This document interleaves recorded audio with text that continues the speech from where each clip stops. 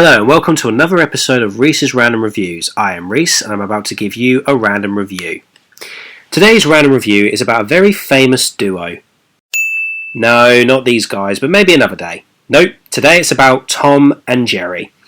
Voted the second best cartoon in the world back in 2005, beating South Park but losing to The Simpsons, Tom and Jerry has been a worldwide hit for audiences around the world. Still growing strong since 1940, Tom and Jerry have stuck around to tell the world that they have not run their course yet. However, I'm not really here to talk about the famous short films. I'm here to talk about their cinema-released movie called Tom and Jerry the Movie. Made in 1992, the Tom and Jerry movie was one of the biggest flops of the 90s, and not just that, audiences were angry at the fact that this movie had killed Tom and Jerry. Why? I haven't just recently seen it after years later. Something does bug me with this movie. I mean, I don't like this movie at all, but there is a part of me that says that this movie did try its best to make it a good movie, but maybe they just had the wrong people to make it, or maybe they just tried to make it too much like something else. Well, let's find out to see if the director of this movie, Phil Roman, really did kill Tom and Jerry.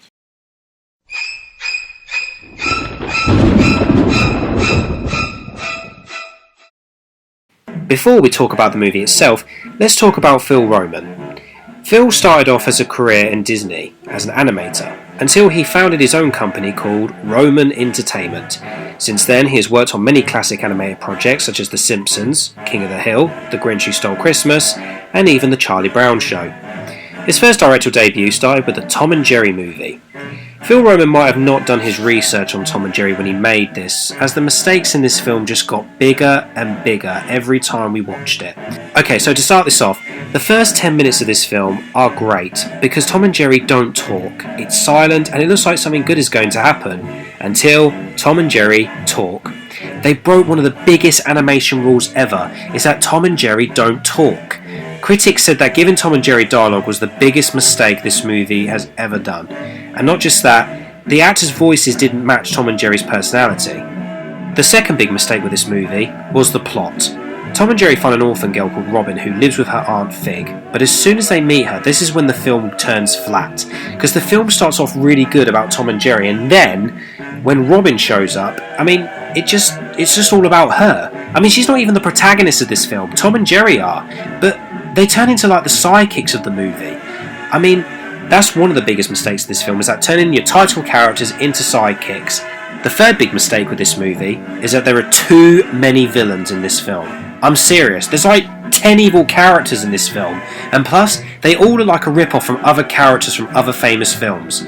Examples are Aunt Fig, looks like a mix between Ursula from The Little Mermaid and Medusa from The Rescuers, and she also has this fat little dog in it who sounds like Gollum from Lord of the Rings. And also, he looks like an evil version of Itchy from All Dogs Go to Heaven. Also, there's a captain in this movie with his parrot sidekick. And in this movie, they look like a rip-off from Jafar and Iago with a comical mix of Laurel and Hardy. Terrible. The fourth mistake I would say about this film is making it into a musical. Phil Roman said he wanted to give the movie a sort of musical Broadway style like Singing in the Rain or Wizard of Oz. But that was a terrible mistake, because if Tom and Jerry are not supposed to talk, why make them sing? The fifth and final mistake of this film is the animation, and it looks more like a TV special than a movie. However, some people have praised this animation for its being a style of like a 50s cartoon, which is saying something, but sadly it don't make up for a bad style to a bad movie.